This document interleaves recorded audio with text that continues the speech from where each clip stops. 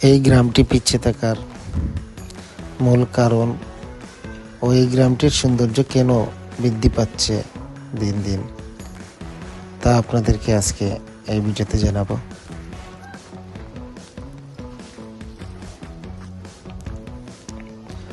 চলুন আপনাদেরকে আমাদের গ্রামের সাথে পরিচয় করিয়ে দিই। প্রথমে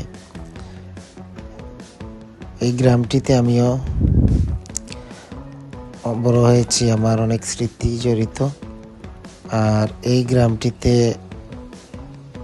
বিশেষত্ব একটি জিনিস হলো গ্রামের পরিবেশটি অনেক সুন্দর এবং নিরিবিলি।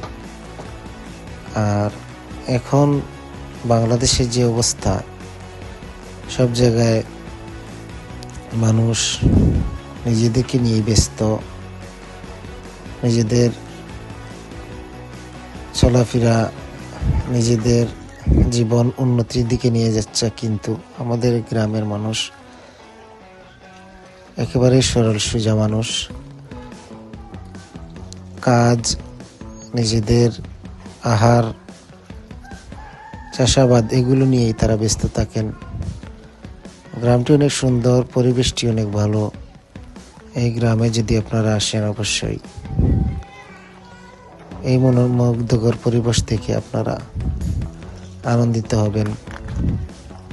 বাচ্চারা যার যার মতোই খেলা করছে, আর মায়েরা রয়েছে তাদের বাচ্চাদের দেখাশোনা, ঘরের রান্নাবান্না এগুলো নিয়েই।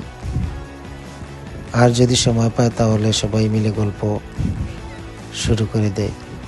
ওই 90 সালের মতো, 90 সালে যেমন আমাদের বাংলাদেশের সাধারণত প্রত্যেকটি পরিবারই এইরকম অবস্থায় থাকতো, আড্ডা দিয়ে। আর এটি আমাদের আত্মীয়, যেখানে আমি বেড়াতে এসেছি সেই জায়গা ও তাদের ঘর। আবারও দেখা হবে নতুন কোনো ভিডিওতে। ধন্যবাদ।